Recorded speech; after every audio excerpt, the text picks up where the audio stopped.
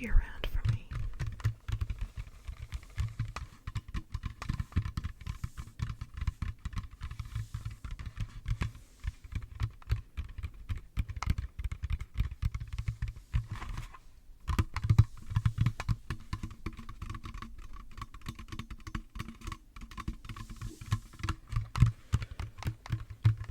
It's funny because most of the time children say their favorite holiday is Christmas because of all the toys and gifts that they get and all the wonderful candy that's made around the holidays, at least in American homes, Southern American homes.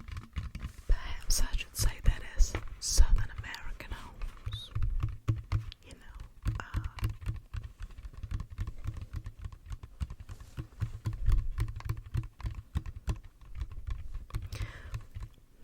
my grandmother, one of my grandmothers, was from Augusta, Georgia. Actually, she was born in Harlem, Georgia, the same place that Oliver Hardy was born. And all of her life, whenever I spoke to her, she had this kind of accent. She had a very soft, old South accent, and I loved to hear her talk. I'm sure that compared to my grandmother's accent, I sounded like a redneck, because I'm from Tennessee. And in my part of Tennessee, we often sound like uneducated hillbillies. So it was always wonderful to listen to my grandmother's very soft, southern, old-fashioned Georgia accent.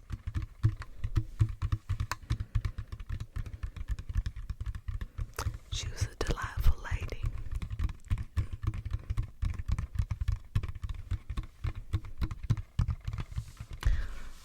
Now, she was my maternal grandmother. My paternal grandmother, my father's mother. She was from right here in good old Tennessee.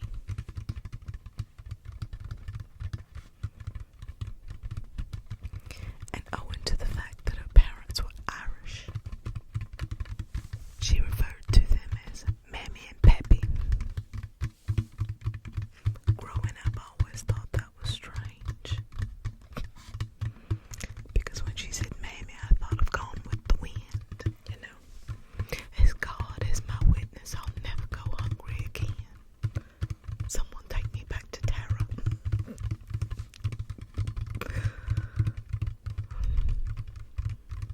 Anyway, my grandmother, my father's mother,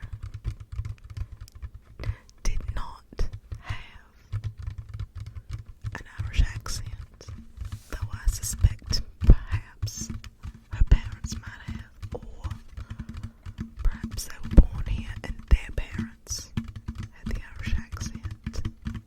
I'm not sure.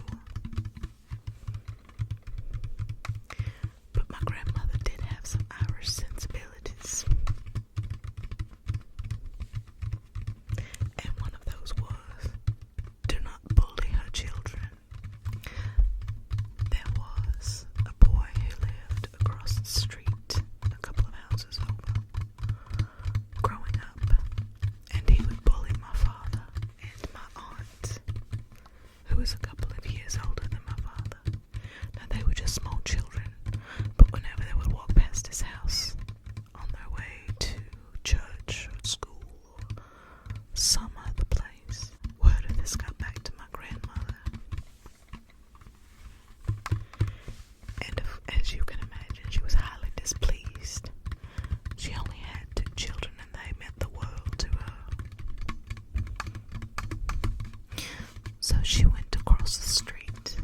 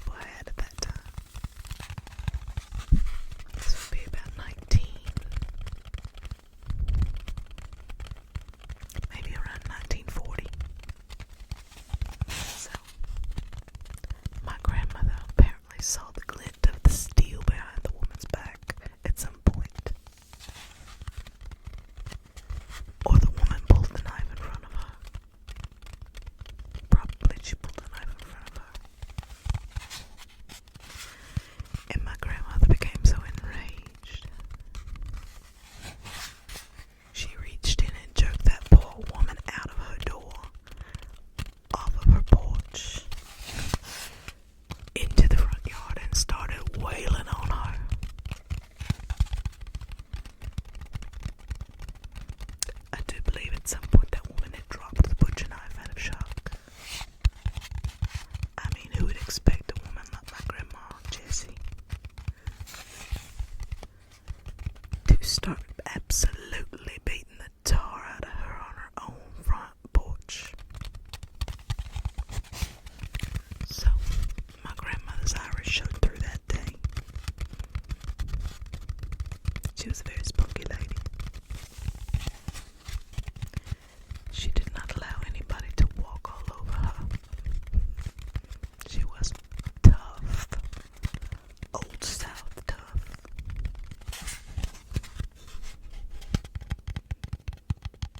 She had chopped many a field of cotton in her day.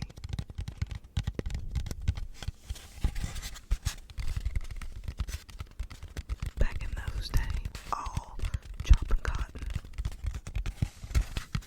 Even my father chopped cotton in his youth to pay for school clothes each year. Chopping cotton, I do believe, was the part where everyone went out into the field with a hoe and chopped at the weeds that were threatening to choke out the cotton, and apparently it was a more strenuous job than picking the cotton by hand. Heavy cotton picking sacks notwithstanding.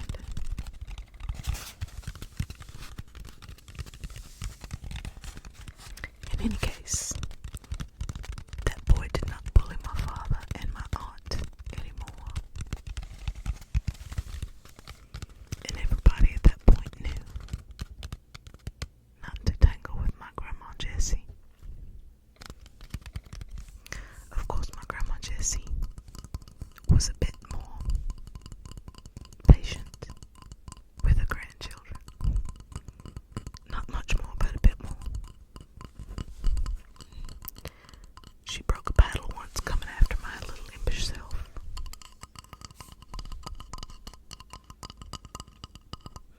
I honestly don't remember being a naughty little girl, but apparently at some point I was.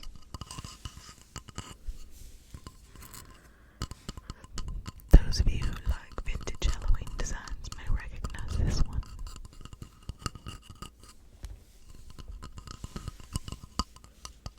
However, don't be fooled into thinking it's a shoddy piece of work by that designer. It's merely my copy. I wanted a piece of that designer's work and I could not find it. We don't have such things locally.